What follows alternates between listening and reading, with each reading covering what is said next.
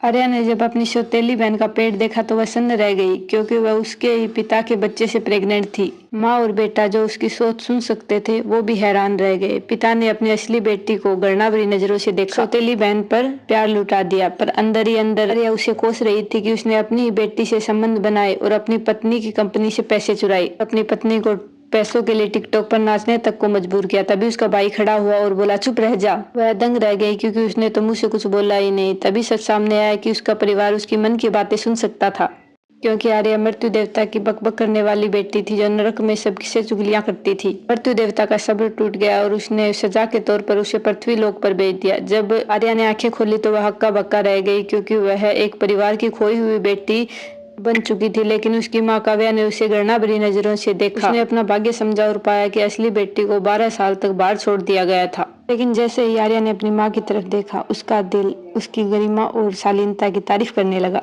लेकिन अगले ही पल निर्दयी भविष्य उसकी आंखों के सामने बिखर गया, क्योंकि उसकी माँ को फोन में नाचकर पैसे कमाने पड़ेंगे। माँ गुस्से से लगभग फट पड़ी, पर फिर वो जड़ हो गई, क्योंकि उनकी बेटी ने तो जुबान से कुछ कहा ही नहीं। तभी उसके भाई सौतेली बहन को लौट आए और उसकी बहन ने नौटंकी शुरू कर दी।